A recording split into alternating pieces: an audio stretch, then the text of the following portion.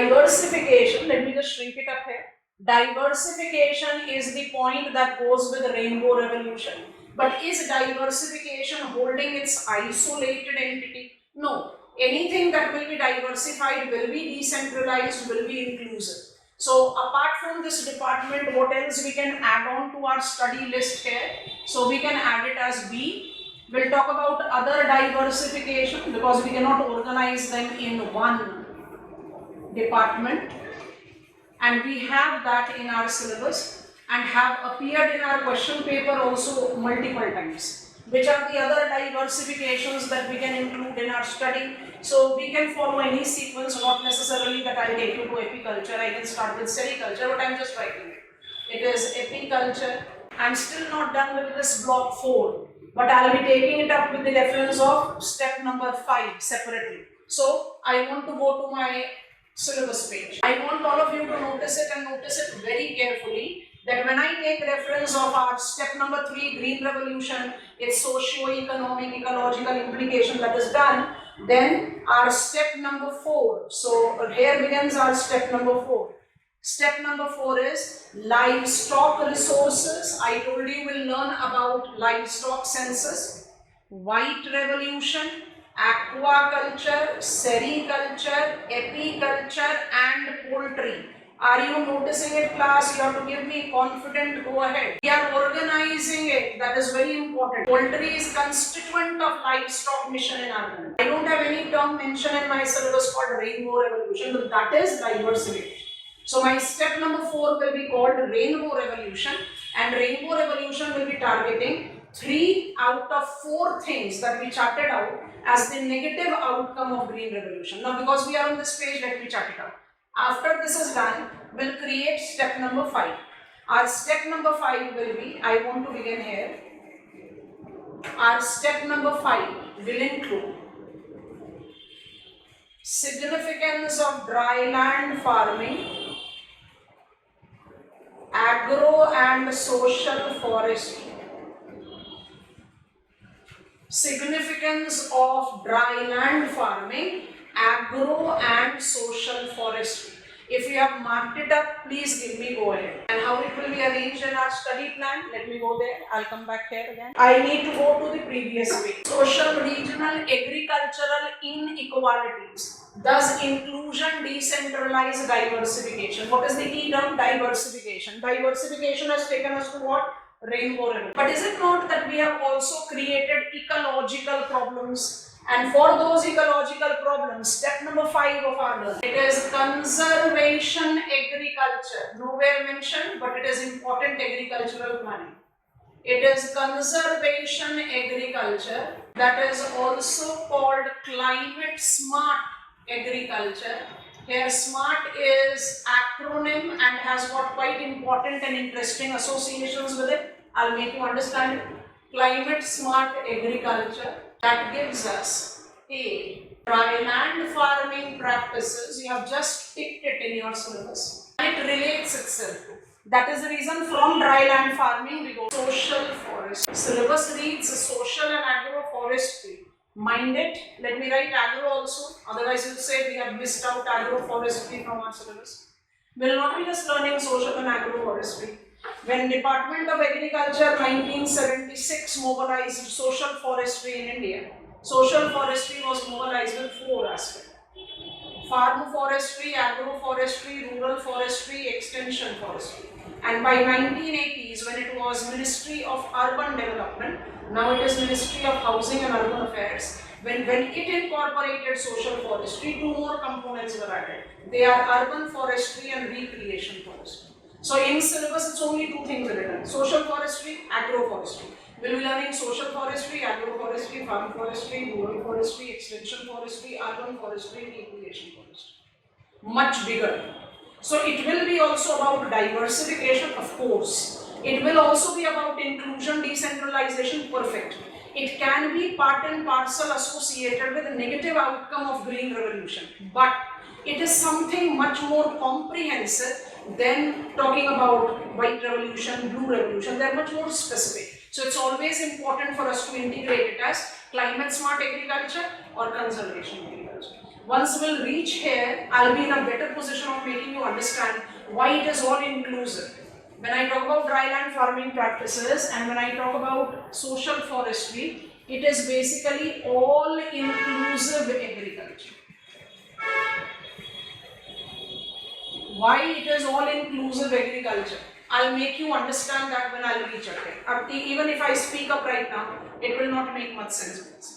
4 steps in our background, it will make. I'm going back to my syllabus page now. After dealing with this, the ready step that we take, so our step number 6 that comes up into account is this. I'll label it here first. It is number 6, agricultural regionalization. So I just want to bubble it up together. Reason for taking agricultural regionalization at this level is getting a reminder of everything that will be done by that time.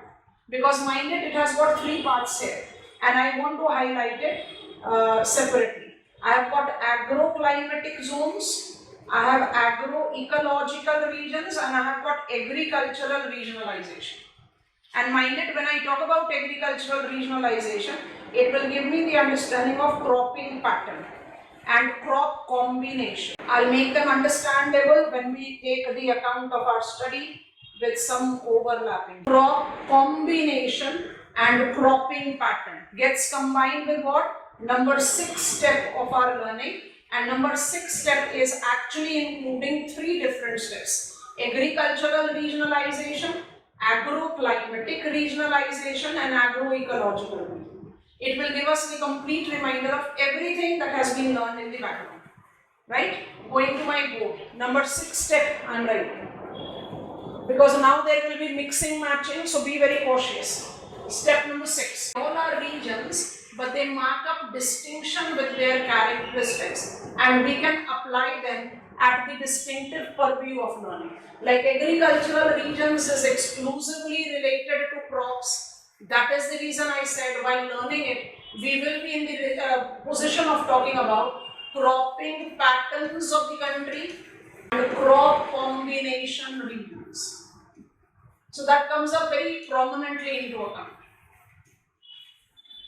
But when I talk about agroclimatic region, I am talking about all agriculture. Means you are talking about crops, you are talking about livestock, you are talking about silvipasture, you are talking about aquaculture, all of them. And mind it, agricultural region versus agroclimatic region, the approach is different. Agroclimatic region was mobilized by the Erstwhile Planning Commission and is being given recognition by NITI Aayog. It's a planning region. It is the regional approach to agriculture where we try to pinpoint in Satluj Yamuna plains, Punjab, Haryana. This is the agricultural characteristics that we have achieved. These are the problems that have evolved. These are the potentials that are yet to be mobilized. So you try to take it up as planning region. And agroecological region is being done by Soil and Land Resource Survey Organization, Nagpur, which is all about identifying ecological characteristics of the agricultural region. So they have got regionalization approach, but the focus is different. This is more towards sustainability. Examiner asks you something specific, you have to take into account. This is more towards, because it is all agriculture, planning. So you yourself will ask yourself a question, is agricultural planning aloof of sustainable planning? Not at all. But when I am writing agroclimatic region, I talk about 15 agroclimatic regions. When I talk about agricultural region, I say there are 5 agricultural regions on the map. And agroecological subcategories kept aside is 6. So I have got different ways of regionalization that I do. At this level, I'll be in the position of repeating out everything that we have learned in the background. And then we'll come on to our last step. Part of it we will already be done when we'll talk about these steps. Let me just open it here. Our step number 2. When we take the learning of step number 2 as agricultural intensity or agricultural productivity, they are identified to be vertical growth of agriculture. And in these vertical growth of agriculture, you have to understand that there is significant role of not just infrastructural inputs, but also significant role of institutional factors. So we'll be taking mention of that, but very minimally. That is the reason we'll create it as a 7th step of our learning. So I'm now taking you to the page of our syllabus and then we'll come back. Okay, after we are done with step number 6, what I ask all of us to take into account is step number 7. Institutional factors. Our step number 1 was infrastructural factor. And our step number almost last here, though we'll be adding some other expressions from our syllabus. So it will be institutional factors that includes land holding, land tenure, land reforms. Institutional factors with the land holding, land tenure, land reforms. If you have picked it up, just give me go ahead and take that this particular topic of your syllabus do not remain confined. While taking this step number 1, 2, 3, 4, 5, 6, I'll make you comfortable with the more dynamic aspect of institutional factor. So we'll not remain ignorant till we reach step number 7 about institutional factor. But institutional factor in more comparative static domain talks about land reforms, it talks about land holding, it talks about land tenure. Does it talks about? Please concentrate on your syllabus page carefully. I'll be learning land resource of our country. So I'll be adding it from topic number 2, land resource. Have you highlighted it? Because when I'm learning land holding, land tenure, land reform, I'll be talking about land resource. I'll begin with what is land resource of India, and then we'll talk about what is the requirement of its reform tenure. And these things will not stop here. You have to go to, because the topic of our syllabus that goes up with contemporary issues, the last topic of our syllabus. We say this is not in our block right now. It is not in our block right now. But when I take reference of some of the topics which is very difficult for us to create out this block and it is done. There are some topics which are having massive overlap. So with that massive overlap, we take up the demarcation of changes in pattern of land use. As in, I'll begin with what is land resource of India. What is the changes in the land use pattern in India? Yes. What are the changes in the land use pattern in India? How it is leading to? How it is leading to desertification and soil erosion. Soil erosion is a multiple block topic of our syllabus. It never gets covered in a single go. So we take desertification associated with it. So land resource, land use pattern change, desertification. Desertification is never done without mentioning soil erosion. So we club it up there. So please add it on, and I'm adding it. And then we go back and take the land reforms and land policy factor. Because if there is a land use changes, there is the land use resource mobilization. By default, I need to have the land resource group. So you have to take up the demarcation of highlighting the pointers there. Abhi you get the question, previous year questions of the certain block that we demarcate. You don't get it for the complete syllabus from my side. Because I want to take up the previous year question and the syllabus blocks very clearly. But some of the topics are such overlapping that it is required to be mentioned. So you can simply add that to your study plan in the time doing. You definitely would have gone through the syllabus to decide that geography will be your optional. So you know that there is a topic of your syllabus called contemporary issues. Contemporary issues has to be handled with the demarcation wherever it is overlapping. So I go to my study plan page, and on your questions answer I'll just be giving, just give me time. So we are on our step number 7. So page added. Once we are done with the repetition of everything, this is agricultural region, this is crop combination region, this is cropping pattern, this is agroclimatic region, and this is agroecological region, we'll take into study land resource of India. Now remind yourself where this is written. It is written in your syllabus of resource geography. It is not written in your syllabus of agricultural geography. When you start talking about land resource in India, automatically what you have to take into account, you have to talk about first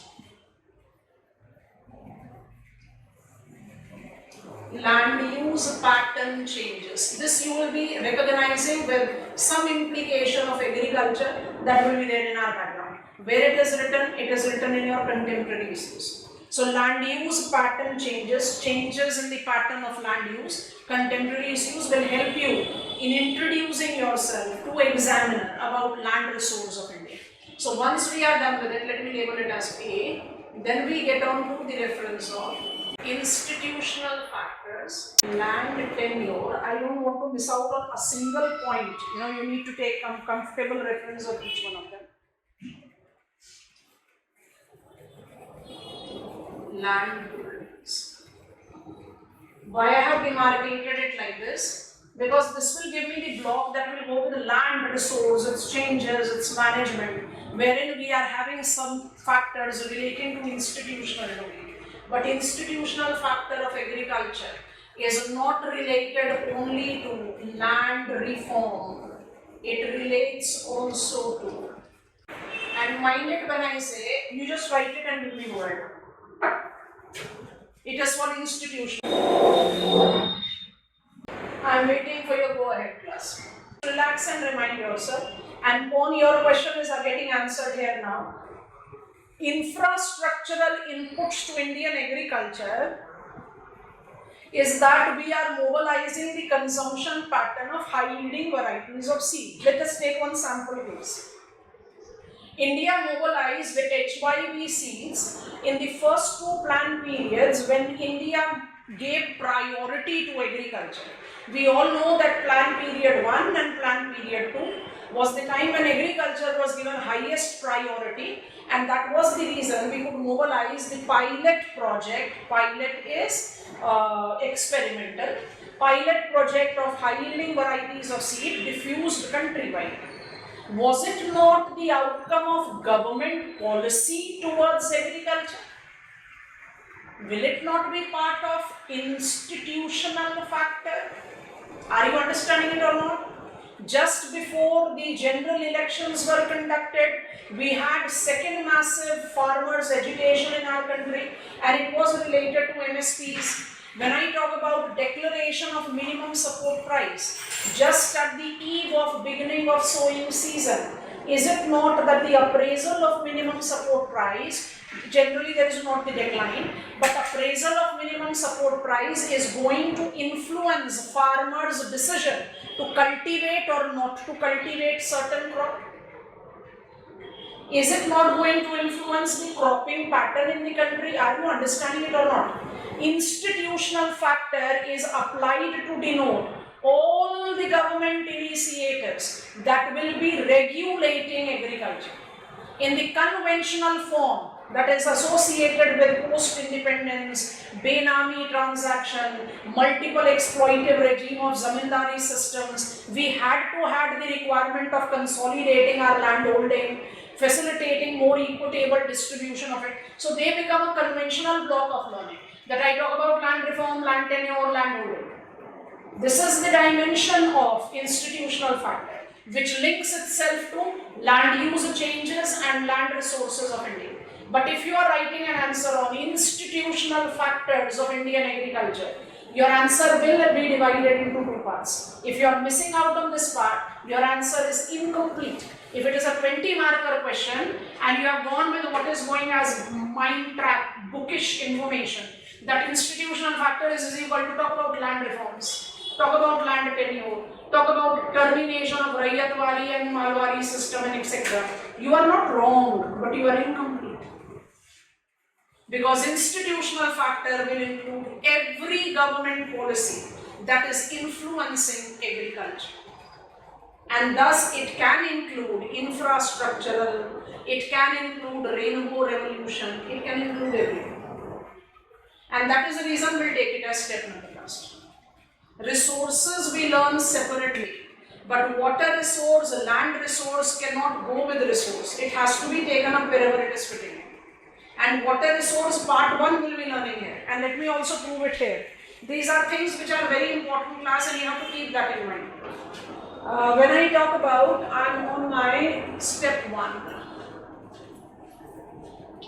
Here it is. So when I begin with my agriculture study and I say agriculture input is what I have to begin with, because Indian agriculture continues to have dominance of crop culture, and for crop, fertilizer, irrigation, high yielding varieties of seed, etc. is required. When I am learning fertilizer, mind it, fertilizer has to be studied in our syllabus twice. This will be part 1 of fertilizer, where we will be talking about where fertilizer and what fertilizer consumption is there. Once will step number 2, industrial geography of India.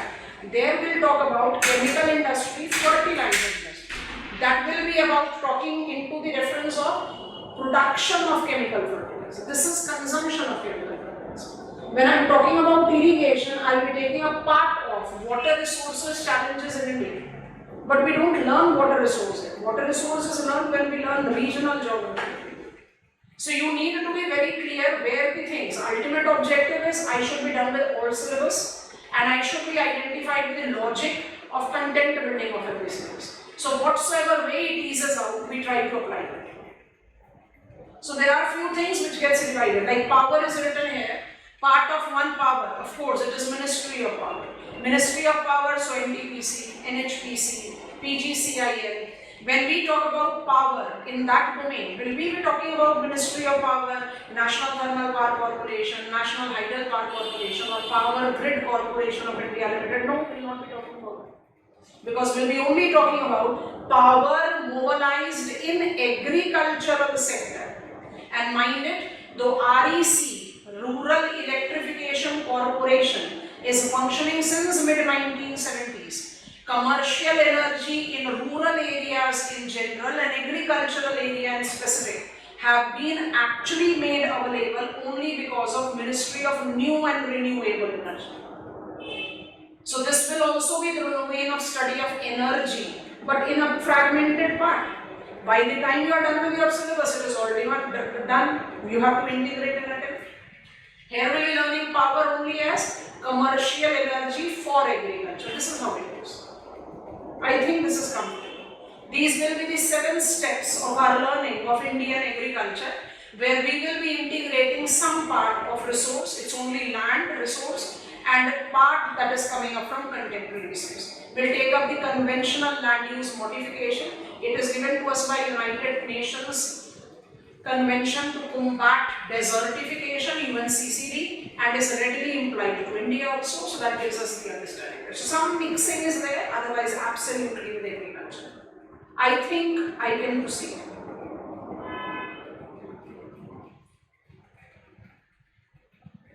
Come on, 1 thumbs up, go ahead, something has to be done.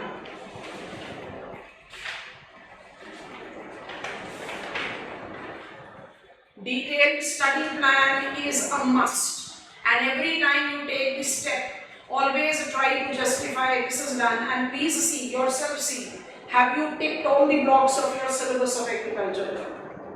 You convince yourself, because once you are convinced, you can convince anyone. Once you are not convinced, there is some doubt left out in your mind, then you are always confused, and that is definitely reflected in your understanding and eventual writing. Okay, I am beginning with economic geography of India, agriculture. Agriculture, that is the reproductive industry, and when I take reference of it, our step 1 is about infrastructural input, of course, with the brief introduction in between. Heading 1, Indian agriculture infrastructural inputs as demarcated in our study plan. I have not rewritten the heading, I have just opened up our study plan page. You have to rewrite it. Point 1.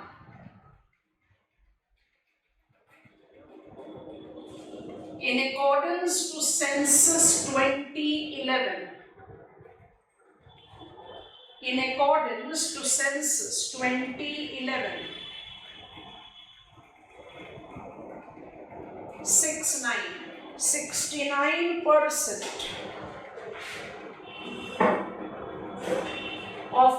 country's population resides in rural areas.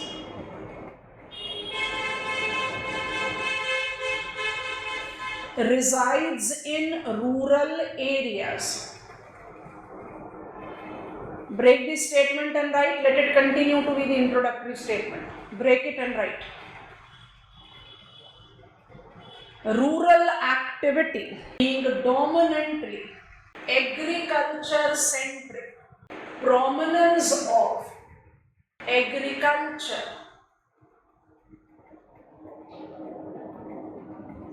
in Indian economy gets justified. Point. Though India is recognized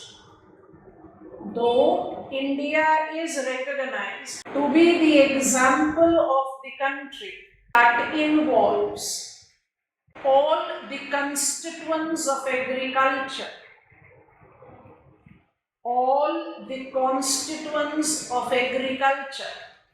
crop culture, pasture culture,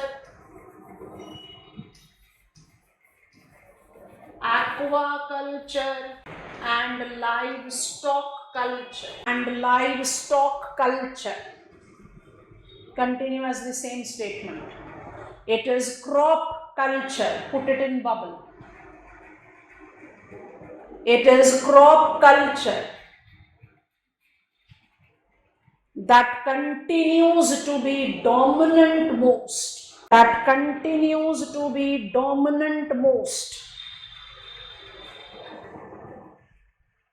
Constituent. Pause down, have a reading of two very lengthy statements as our introductory statement. And that gives us the lead to our third and the final introductory statement. Before I make you write, have a reading of what you have written. I'll be repeating, but it will not be word by word same, because extempo gives you dictation and I don't have anyone sitting in front of me to give me the reading and giving you the similar words. Have you read it? I am repeating it.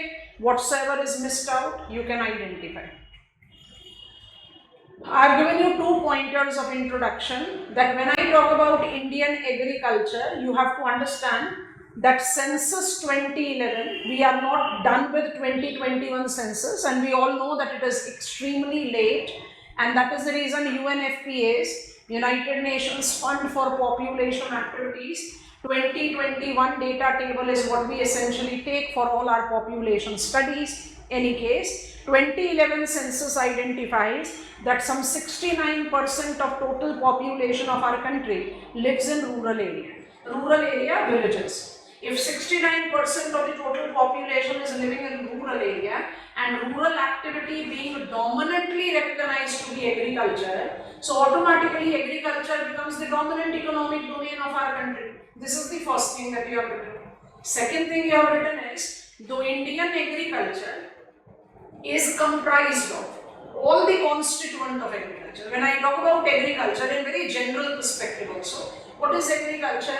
Agriculture is cultivation of crops, rearing of animals, production of fodder and wood, apart from aquaculture. So Indian agriculture is though comprised of all the constituents of agriculture, namely crop culture, silvi-pasture culture. Silvi stands for wood, pasture stands for fodder. Aquaculture, we have to learn that in detail. Silvi-pasture will learn in social forestry. All of them are coming in detail, so don't worry.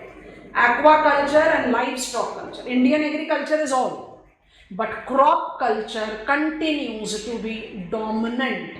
Are you giving me confident go ahead? You know, for geography, every question has to be started with introduction and every question has to be concluded with conclusion, is not hard and fast rule. But for topics like agriculture, industry, transport, that is economic geography, what is the way you are building up the content? Because there is no defined content here. You have to give examiner the convincing argument that your thought process and your writing skills are in coordination. And in such type of question, the way you start your answer and the way you conclude your answer makes a lot of difference, because that gives examiner the clarity that there is a coordination. It's not coming random. You are very clear with what you are writing. So that is the reason pointing the introduction or getting on to conclusion, just conclusion not for the sake of it. Thus we can conclude that India is multi-agriculture. That is foolish conclusion. Conclusion, something that makes sense, relevant with the question, are important. And economic geography, that is the gist. But after said, identifying on the factor, I have to add, don't bind yourself to any watertight rule. Our optional is such that every question will have something specific to be written, writing mechanism. So I don't advise any one of us to bind ourselves with always write introduction, create body, create conclusion. You are not writing essay. You decide reading the question, what is the way the answer has to be written. It can include introduction, body, conclusion. It might totally be not requiring that. So you have to develop that comprehension, and that comes up with the clarity of the content. 2 pointers of introduction. Now third point of introduction, which takes us more near to our principal head. Next pointer, please. Crop culture. Principally correlate to agricultural infrastructural inputs. Agricultural infrastructural inputs. Underline it boldly. These are defined as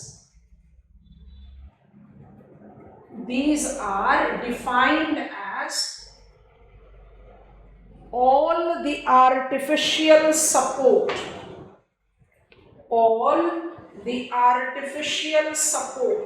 that has been mobilized to facilitate, boldly underline, vertical growth of crop culture. To facilitate vertical growth of crop culture. Break the statement, continue as same point. These inputs are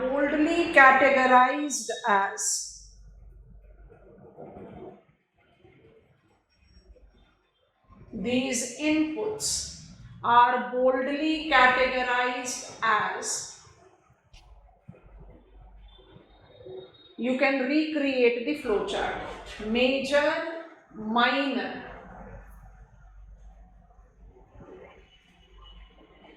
And let the flowchart be boxed. Major includes fertilizer, seed and irrigation. And minor includes power, credit and agricultural extension services.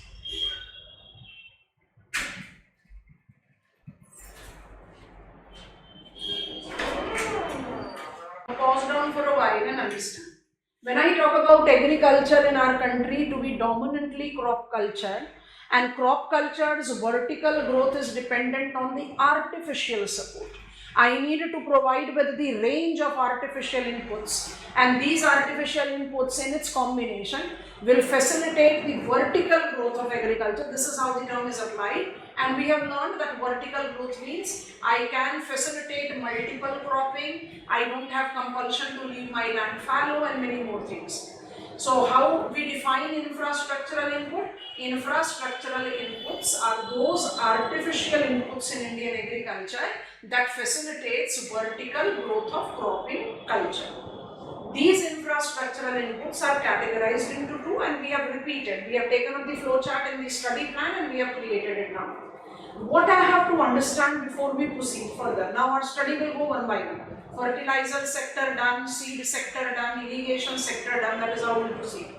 But remember, we have categorized, we have chosen to categorize. Our syllabus do not give us that demarcation.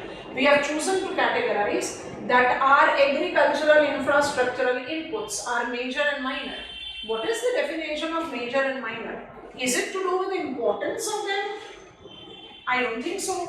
Because think about it, if I as farmer is not having credit in my hand, I don't have liquidity in my hand, I don't have money in my hand, will I be in the position of utilizing chemical fertilizer seed? Credit is written in minor. fertilizer, seed and irrigation is written in major. I find the most crucial agricultural infrastructural input to be the money in hand of farmer, to be the credit in hand of farmer. So remember this very clearly. Major, minor has nothing to do with importance. All of them are equally important. They have their importance which cannot be overshadowed by the other. They have their due responsibility and share in facilitating vertical growth of agriculture. Then why we have graded them as major and minor? Major are those infrastructural input. I'll make you write the definition first to understand.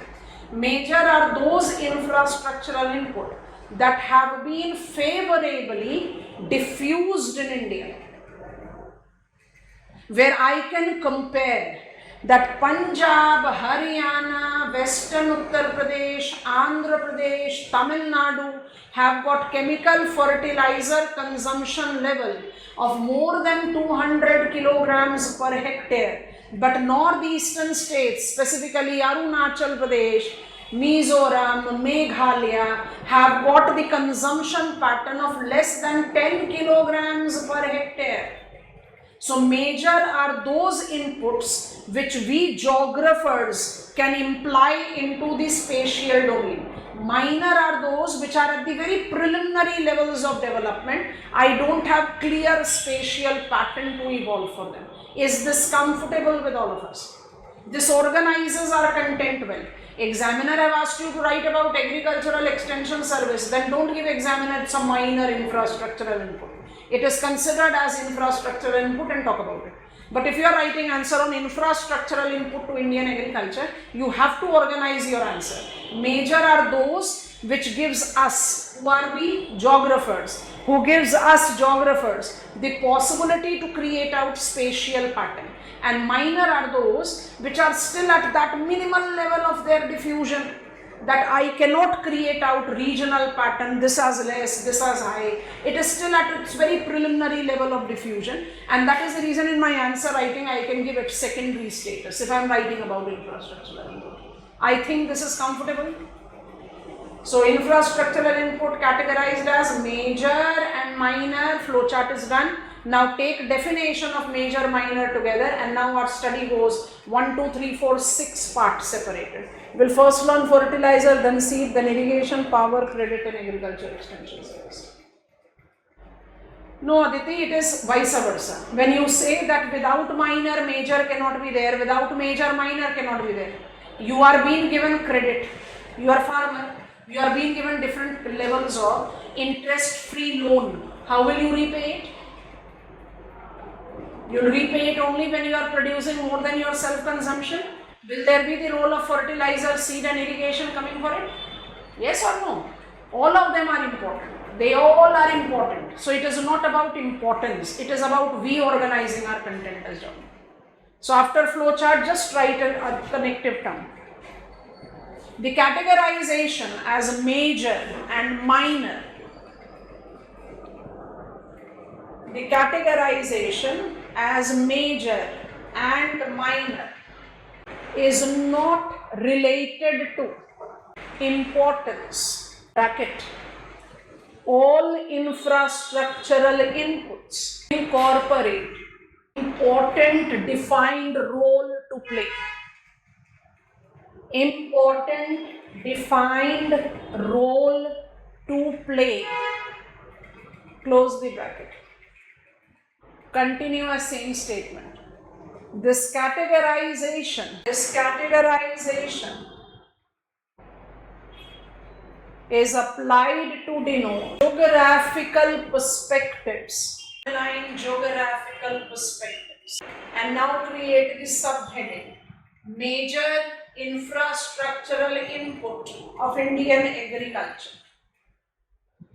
Major infrastructural input of Indian agriculture. Point 1. It includes all the inputs.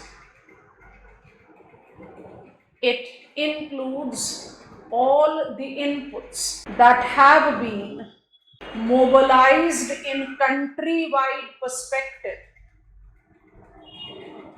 Mobilized in country-wide perspective with a defined regional disparity, boldly underlined,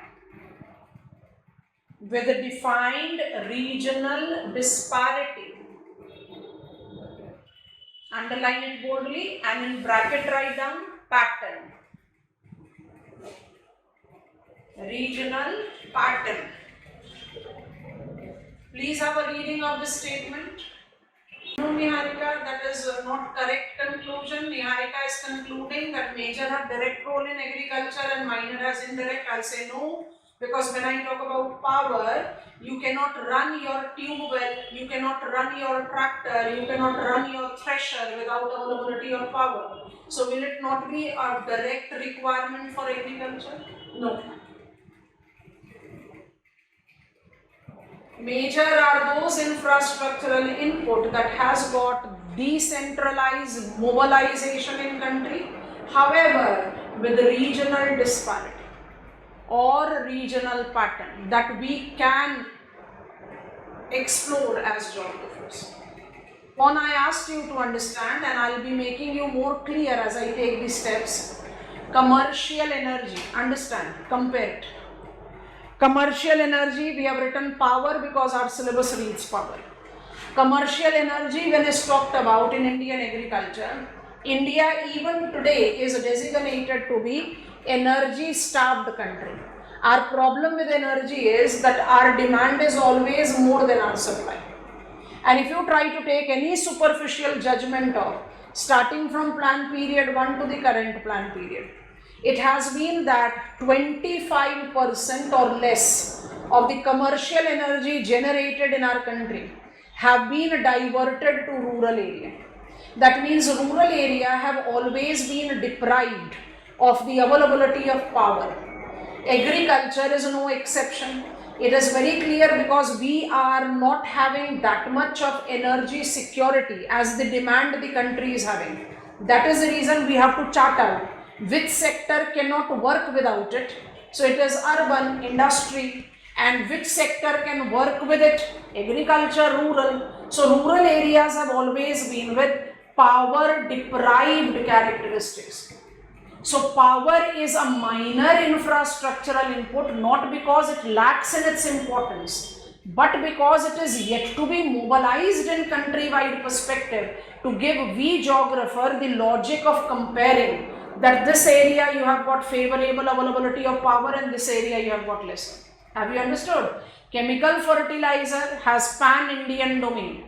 I can create out regional inequality and chart out the policy framework to overcome that. This is the definition of major and minor. And now I am getting on with 1, 2, 3 separately. So first is fertilizer, no mixing and matching. Fertilizer, you have to give me time now. Your question will be answered as I proceed further, you automatically will understand. Fertilizer. Rest of you, are you giving me go ahead? Okay, fertilizer, put a dash and write down.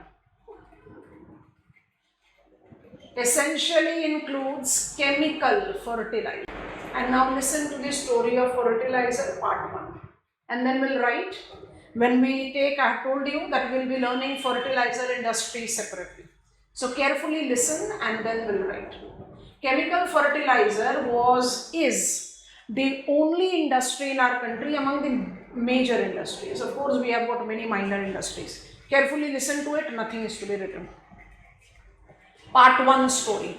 Part 2, and I'll complete it when I'll take you to manufacturing industry of India. Because here we are more concerned about consumption side. Fertilizer is considered to be that major industry which marked up its beginning after independence. It was in 1951 that India established the first chemical fertilizer plant called Sindri.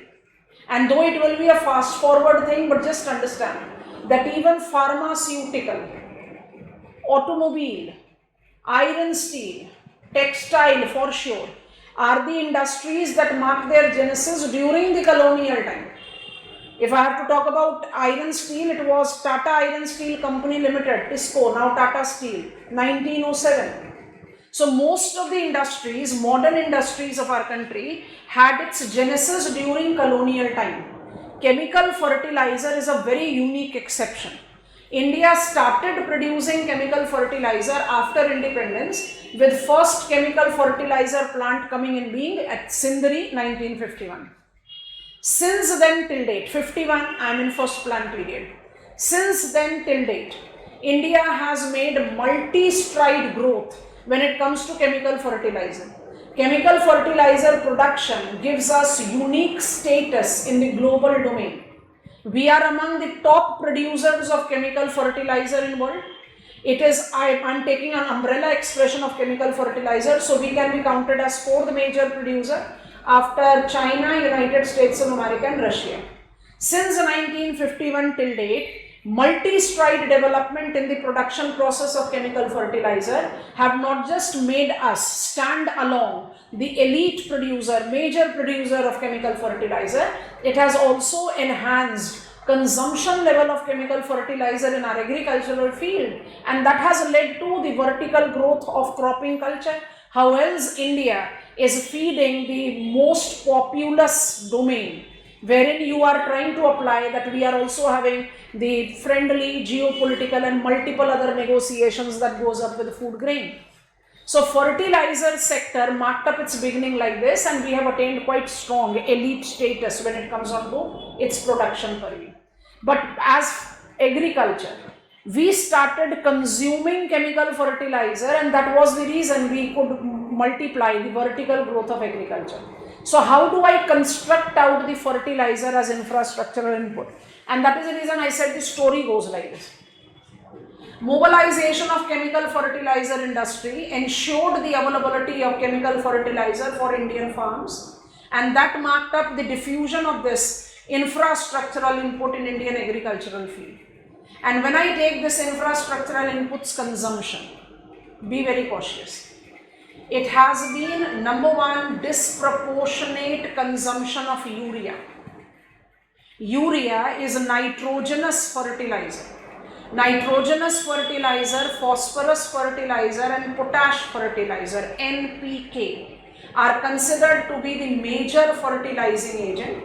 And India, irony, Indian chemical fertilizer sector starting from 1951 till very recent times, I'm just coming on to where we draw the boundary line, have been oriented towards what is called primary fertilizer or major fertilizer, wherein urea, that is nitrogenous fertilizer, continued to hold its dominance. Reason, urea is most subsidized commodity in our country even today.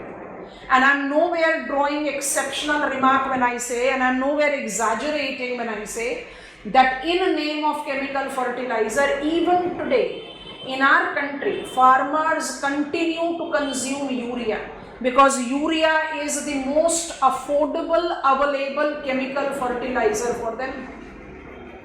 So carefully understand, consumption level of chemical fertilizer in the country has grown sufficiently since independence. As of today, we identify the consumption pattern to be at 140 kilograms per hectare. 144 if I don't round it off. So let us make it 144. 144 kilograms per hectare is our consumption level of chemical fertilizer. I don't want to compare myself with any developed country. I want to compare myself with a comparable economy, and China by default is the best comparison that I can draw. When I talk about our consumption level at 144 kilograms per hectare, and Chinese consumption level of chemical fertilizer is 550. Economic survey report gives you these data in the very beginning chapter.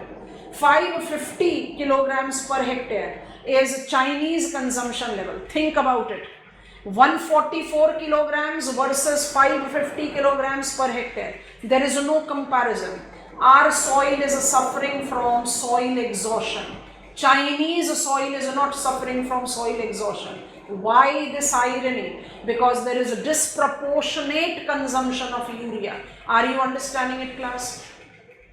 If that is the case, automatically comes in new fertilizer policy. What is this new fertilizer policy giving us? New fertilizer policy gives us nutrient based subsidy. Have you heard about it?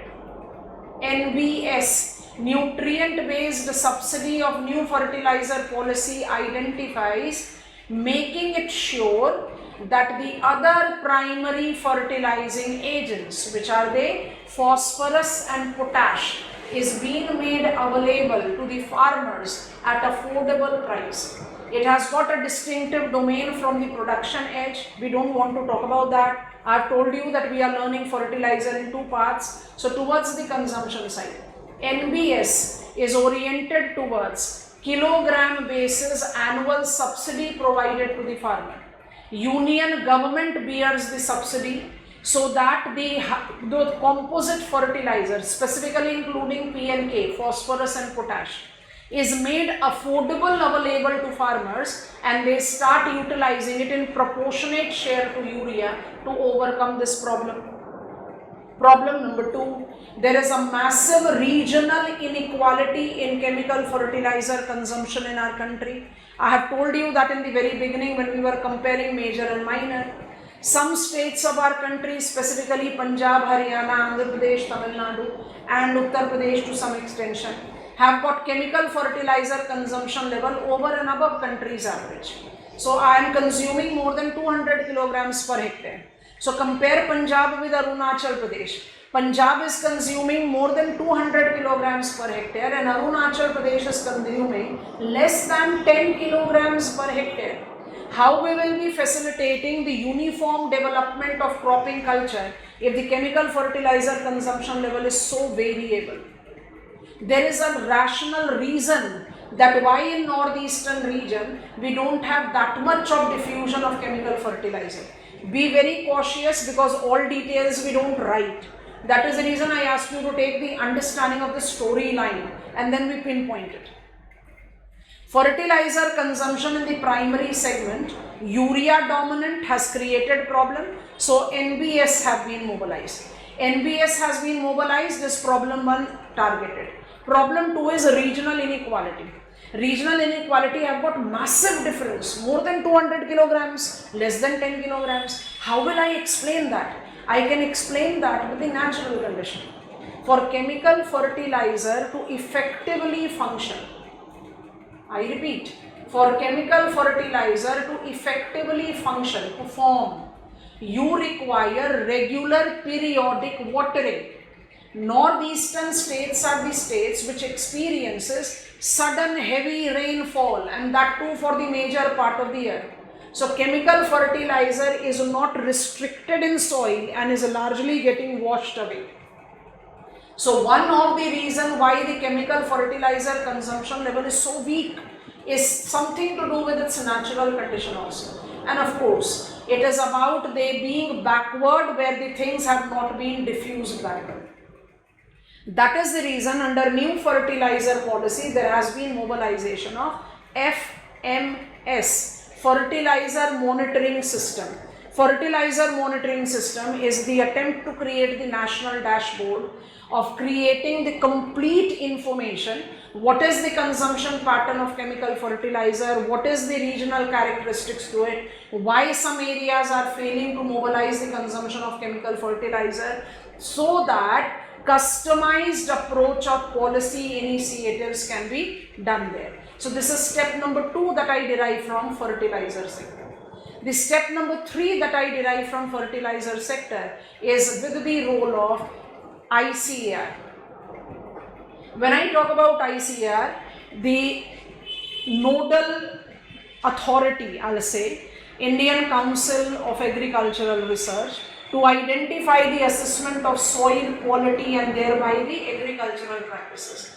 It has notified that Indian soil is principally suffering from, number 1, micronutrient deficiency, number 2, organic carbon deficiency. Once I take this into account, I can talk about new contemporary age, whether it is PM Pranam, whether it is Govardhan, because please understand, if 65% of our cropped area is lacking in organic carbon. From where the organic carbon will come? It will come from animal excreta, from cow dung, and that is in Hindi called gobar. The gobar stand here for an acronym, but it is part and parcel of Sustainable Agriculture Mission, which talks about Paramparagat Krishi Vikas Yojana, traditional farming practices wherein we want to go back from chemical fertilizer to biotic manure. Are you understanding, class? And the mobilization of a category. Now our chemical fertilizer is not considered as primary, secondary. There is a formal official recognition of micronutrient. Why? Because ICAR has said that our soil is suffering from micronutrient deficiency, and that is the reason we have mobilized soil health card. If your soil is suffering from deficiency of iron and you are dosing off it with urea, you are creating the challenge. And the final thing, fifth thing that you have to mention in fertilizer is the problem that has been there with the urea. You all are aware of the fact that the new domain, I am referring economic survey, the latest economic survey, the new domain of fertilizer talks about sulfur coated urea. Prior to that, we had neem coated urea. Urea has been the most prominent purview. And in between neem coated urea to sulfur coated urea, in between a nano urea. We'll be learning IFCO, Indian Farmers Fertilizer Cooperative, when I'll talk about fertilizer industry. But why there has been the mobilization of conventional urea to neem coated urea to nano urea? Nano urea definitely has got its economic edge defined. But when I talk about neem coated urea, it is again the domain of sustainable agriculture, because urea, conventional, is less utilized by plant, most is left out in soil, which enhances denitrification, and denitrification results into nitrous oxide emitted back to atmosphere. An IPCC, Intergovernmental Panel on Climate Change, in its latest, that is 6th assessment report, have very clearly defined that apart from carbon dioxide, methane, nitrous oxide is a long-lived greenhouse gas, and nitrous oxide has got 10 times higher potency than carbon dioxide as greenhouse gas. So we want to mitigate that environmental challenge that has been denoted with the conventional urea. So neem coated urea. If conventional urea plant was utilizing 20%, 80% was left behind. Neem coated urea gives you the benefit of 70 to 80% utilized by plant. So that much we can easily justify. So these dimensions have to be created. I hope you have understood the story. Whenever you open up the contemporary sources, I am continuously referring economic survey, you go to Niti Aayog dashboard, I am giving you all contemporary edge. As of this year, you are updated. If you are taking attempt subsequent years, every year you are required to add on, and that adding on is what you should focus on rather than hunting for, I need more reading material. Your class notes are more than sufficient. Just work towards adding the things as you are getting more progressive with your class. Anything that is added and we are on with the class, I always mention, add that, this is the new thing that has been added, we did it as fertilizer. But it is absolutely done, updated right now. You have to take updation, that should be your focus. Fertilizer sector part 1 is having which policies in the country applicable today. One is FMS. I get it, any of the sources I open. But why FMS? That will create my answer. NBS. Why NBS? Why neem coated to sulfur coated urea? If you are just listing the policy framework, you have made your answer encyclopedia. It is not answer. You have to define why there is FMS, because there is regional disparity. Why NBS? Because fertilizer in our country continues to remain urea. Why Paramparagat Krishi Vikas Yojana with PM Pranam and Gobar? It is because we want to mobilize on sustainable agriculture by reviving organic farming. So you have to integrate that kind of domain. So what I am asking you to write is possibly available everywhere. but the way you are writing is definitely new, and that is what I want all of you to learn. And we have to handle each one of them separately. We are not mixing them, because we can encounter, and we have encountered, individual question on each one of them. Irrigation, seed, fertilizer can be individually asked. So I should have the content that I am writing them individually. I should have the knowledge of shrinking them to incorporate all of them in the maximum marks of the question. Comfortable? Fertilizer sector, all policy programs you otherwise also learn in general studies, but the way you are writing it here is surely very different and is more comprehensive. So just be very cautious of what you are writing. I have told you sufficient elaborate story of fertilizer. Let us quickly pinpoint the pointers that should be there in your brain. So our major infrastructural input, part 1, fertilizer, that is chemical fertilizer.